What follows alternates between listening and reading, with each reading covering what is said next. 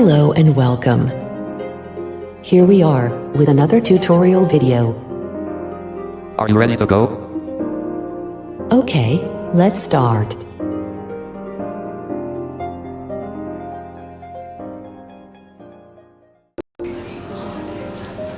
दोस्तों नमस्कार, आप देख रहे हैं टेक्नो वर्ल्ड और मैं आप सभी का स्वागत करता हूं आपके अपने YouTube चैनल पर। तो दोस्तों आज हम एक नहीं बल्कि दो चीज़ों के बारे में हम इस वीडियो में जानने वाले हैं।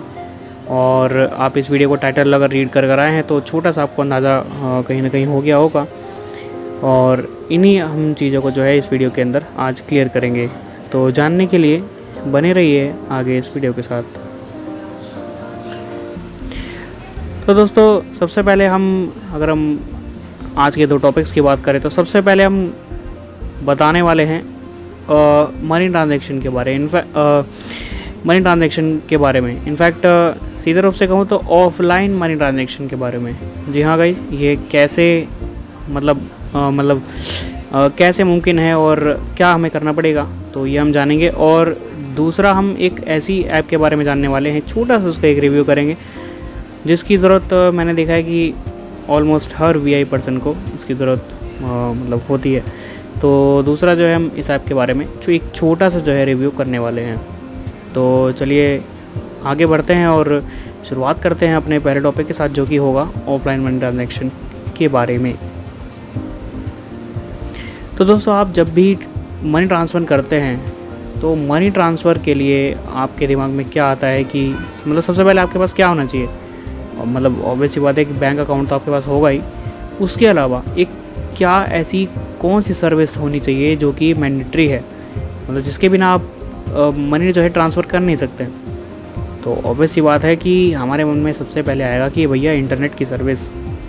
इंटरनेट नहीं होगा तो आप सोच के देखिए कि बिना इंटरनेट के आप किस तरह से मनी ट्रांसफ़र कर पाएंगे। भाई सपोज़ करके देखिए कि आप किसी ऐसे इलाके में हैं जहाँ पे इंटरनेट की इतनी अच्छी सर्विस है नहीं, और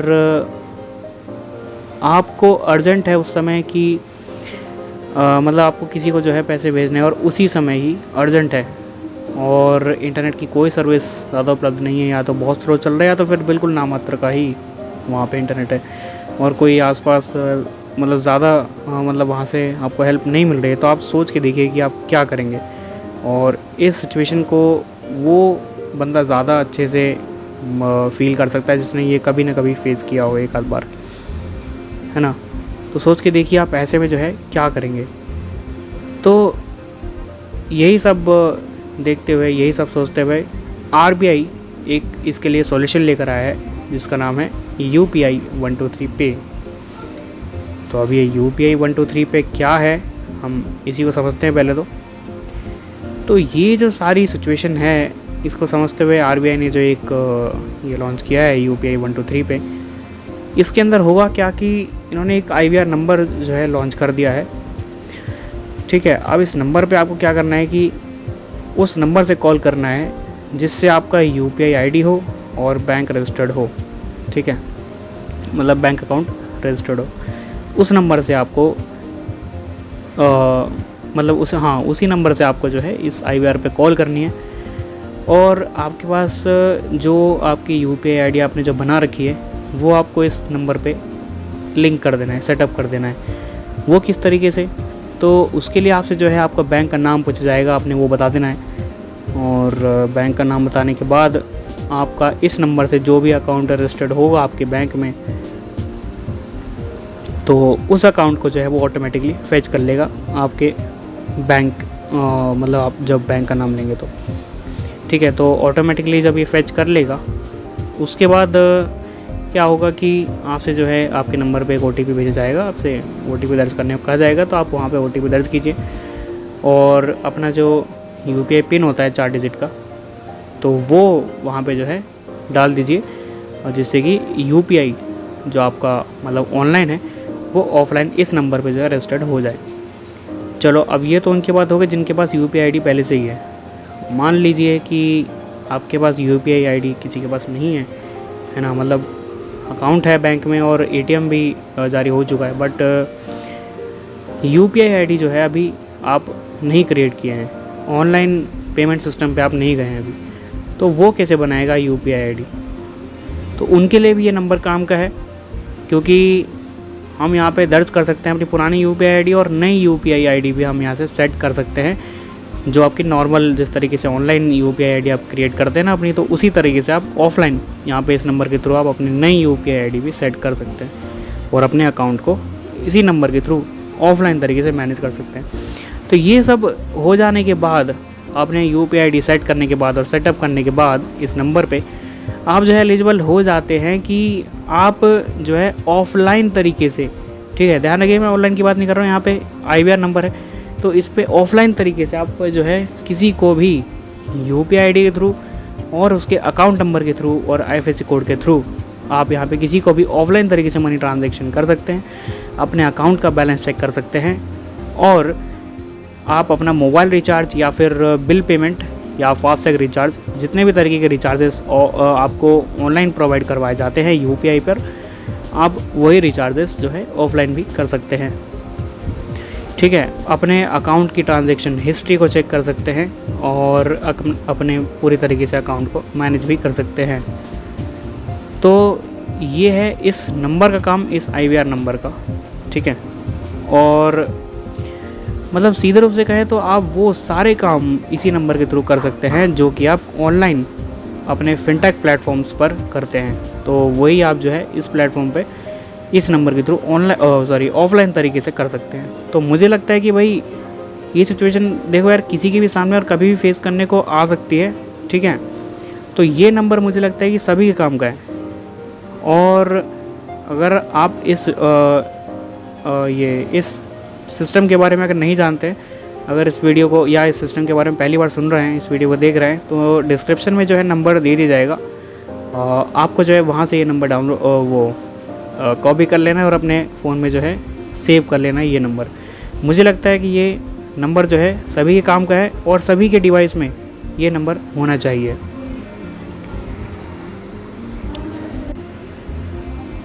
और गाइस अगर हम बात करें कि ये लॉन्च कब हुआ था, तो मतलब शायद इसको करीब 1 महीना मुझे लगता है कि शायद हो गया, बट जब ये लॉन्च हुआ था नया नया, तब मैं आपके लिए वीडियो कवर नहीं कर पाया था। करना चाहता था बट उस समय आपके लिए वीडियो कवर नहीं कर पाया था।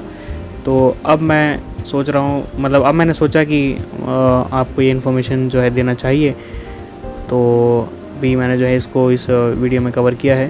तो ये बात है। और चलिए अब हम बात करते हैं इस ऐप के बारे में, जिसके बारे में हमने शुरुआत में बात की थी, तो इसके बारे में विस्तार से जानते हैं। तो ये एक ऐप है जो कि वॉइस टाइपिंग करता है, ठीक है। और वॉइस टाइपिंग के लिए अगर हम बात करें तो वैसे तो आप गूगल वॉइस टाइपिंग की बात करते हैं, लेकिन इस ऐप की ये खासियत है, डिटेक्शन बड़ा ही फास्ट करता है गाइस ये, ठीक है। इसकी डिटेक्शन जो मतलब क्वालिटी है ना, वो बहुत ज़्यादा ही मतलब बहुत ज़्यादा बेहतर है in comparison to Google voice typing.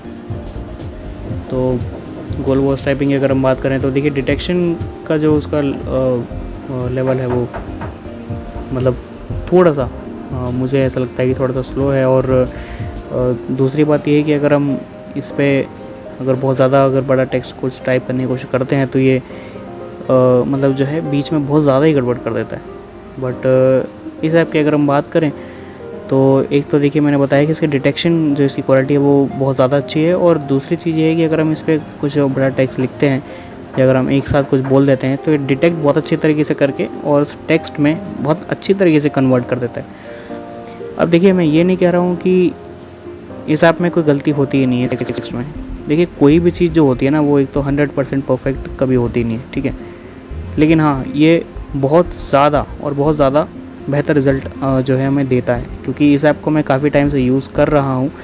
तो ये जो है मुझे काफ़ी अच्छे रिज़ल्ट दिया है अब तक। तो मुझे लगा कि अगर इसके बारे में किसी को जानकारी ना हो, क्योंकि ये ऐप मतलब कुछ इस तरीके की ऐप जो होती है ना वॉइस टाइपिंग पर बेस्ड, इस तरीके की ऐप जो है ज़्यादातर वीआईपी पर्सन्स को मतलब जो है इसकी ज़रूरत पड़ती है। तो इसलिए मुझे लगा कि ये जो है मतलब सबके सामने लाना चाहिए, क्योंकि ये मुझे लगता है कि जितने भी ऐप्स हैं वॉइस टाइपिंग वाले सबसे बेहतर है, ठीक है। हाँ, इसमें कुछ एक्स्ट्रा फीचर्स वगैरह नहीं है, लेकिन हाँ ये सबसे बेहतर मुझे लगता है कि देखिए मेन तो हमारा वॉइस टाइपिंग का ही काम है ना, तो ये चीज़ है। तो बाकी इस ऐप का इंटरफेस की अगर हम बात करें तो बहुत ज़्यादा इसके इंटरफेस में है नहीं। ऐप की स्क्रीन जो है वो आपके सामने ओपन है इस समय। और चलिए थोड़ा सा टॉकबैक के साथ भी देख लेते हैं कि ये किस तरीके का इसका इंटरफेस है।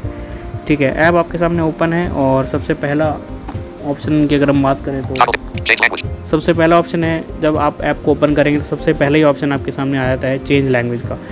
इसके अंदर आप जाते हैं तो आपको बहुत सारी लैंग्वेज मिल जाती हैं। इसके अंदर आप हिंदी भारत को चूज़ कर सकते हैं और इंग्लिश भी इसके अंदर आपको मिल जाती है। ठीक है, और हाँ मेन लोगों का होता है कि देखिए हिंदी किस तरीके से टाइप करता है। इंग्लिश तो देखिए बहुत अच्छी टाइप करता है, हिंदी की अगर हम बात करें तो हिंदी बहुत ही बेहतर तरीके से जो है मतलब कन्वर्ट करता है टेक्स्ट में। तो मेन चीज़ जो है वो ये है। फिर आगे देखते हैं। ठीक है, टॉगल डिक्टेशन मोड, इसके बारे में आपको बाद में बताऊँगा, कुछ ज़्यादा है नहीं वैसे इसमें। ठीक है, अब टेक्स्ट साइज़ को डिक्रीज़ और इंक्रीज़ भी आप जो है कर सकते हैं। अब जो भी आप टेक्स्ट लिखेंगे, ठीक है, ये इंक्रीज़ के लिए है। ठीक है, अब आपके लिए एक यहाँ पे एडिट बॉक्स भी दिया रहता है, और चाहो तो आप देखिए वॉइस तो इसमें कर ही सकते हो, और नीचे एक आपके लिए एक बटन दिया रहता है स्पीक का। और लेकिन इसमें एक एडिट बॉक्स भी दिया है कि अगर आपको पंक्चुएशंस वगैरह लगाने हो तो आप वो कैसे लगाओगे। तो देखिए यहाँ पे कीबोर्ड ओपन होता है और ठीक है, ये देखिए तो कीबोर्ड यहाँ पे जो ओपन होता है, और आप जो इसमें पंक्चुएशन या फिर अगर कुछ हाथ से भी लिखना चाहो तो वो भी आप लिख सकते हो। ठीक है, तो ये श्रिंक ऐप। फिर देखो आपको जो टेक्स्ट का जो थीम रहता है वो डिफ़ॉल्ट रहता है। ठीक है, तो इसके अंदर आप जाके जो है थीम वगैरह भी चूज़ कर सकते हो, डिफ़ॉल्ट है। ठीक है, तो ये कुछ इस तरीके की यहाँ पे थीम मिल जाती हैं और चेंज थीम। ठीक है, तो जो भी आप जिस पे भी आप क्लिक करेंगे आपको चेंज थीम पे क्लिक कर देना है, अप्लाई हो जाएगा। आगे इसके अंदर ऑप्शन है सेव का। सेव का मतलब कॉपी होता है इसमें। ठीक है, ठीक है, अब आपको कुछ भी बोलना है तो आप यहाँ से रिकॉर्ड बटन पे क्लिक करके बोलना शुरू करेंगे। शेयर का ऑप्शन है, और मतलब शेयर का ऐप शेयर नहीं, मतलब जो भी आप टेक्स्ट वगैरह लिखते हैं तो टेक्स्ट को सिंपली शेयर कर सकते हैं। कोई लिंक वगैरह इसमें कुछ नहीं जाता है, सिर्फ टेक्स्ट ही जाएगा जो भी आप लिखेंगे, और क्लियर कर सकते हैं जो भी आप यहाँ पे लिखेंगे। बाकी तो खैर और इसके अंदर आगे कुछ भी नहीं है। ठीक है, तो देखिए मेन काम तो हमें रिकॉर्ड से ही है। ठीक है, हमने रिकॉर्ड बटन पे क्लिक करना है और मैं आपको दिखा देता हूँ। ठीक है, जो भी मैं इसमें लिखूँगा थोड़ा सा ही लिखूँगा ताकि मतलब टेस्ट करवाने के लिए। तो देखते हैं। ठीक है, तो एडिट बॉक्स के नीचे ही आपको रिकॉर्ड का बटन मिल जाता है। तो मैं रिकॉर्ड करना शुरू करता हूँ इसके अंदर, और ध्यान दीजिएगा कि मतलब ये सैमसंग का थोड़ा सा प्रॉब्लम है कि जब मैं इसके अंदर बोलूँगा तो वो डबल चाहिए, तो देखिए रिकॉर्ड करेगा नहीं, तो आवाज़ जो है थोड़ा सा कट जाएगा। ठीक है, तो इस बात के ऊपर ध्यान दीजिएगा। दोस्तों नमस्कार। तो ये मैंने बोला था। ठीक है, अब मुझे फिर से रिकॉर्ड पे क्लिक करना है। देखिए डिटेक्शन का जो इसका वो है ना क्वालिटी, वो बहुत ज़्यादा बढ़िया है। कैसे हैं आप सभी लोग? ठीक है, तो ये है।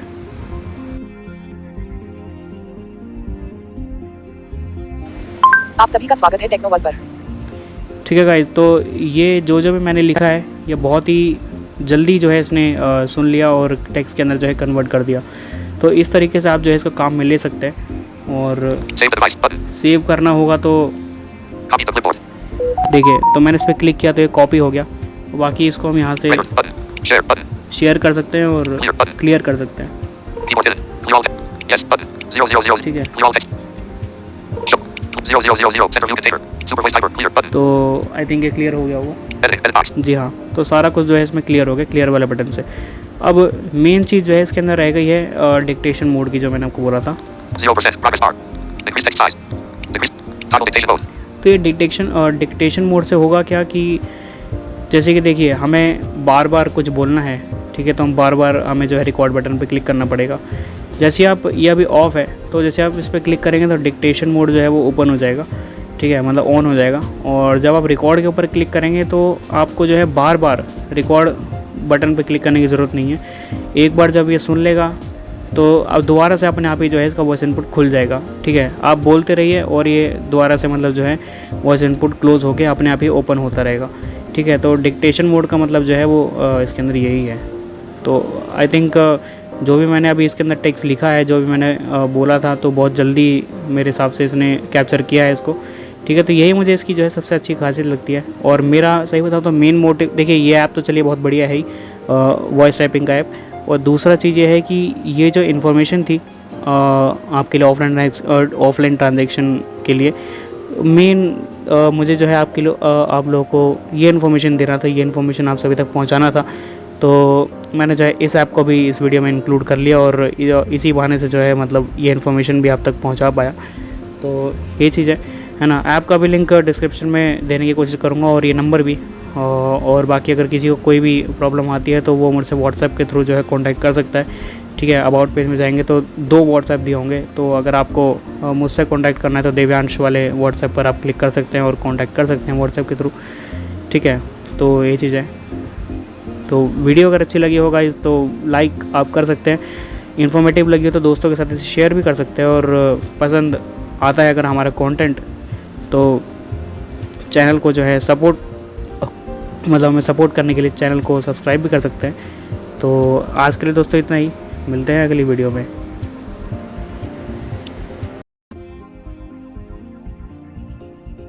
Hey, how would you like to rate this video? Don't forget to give your feedback. Okay, see you later.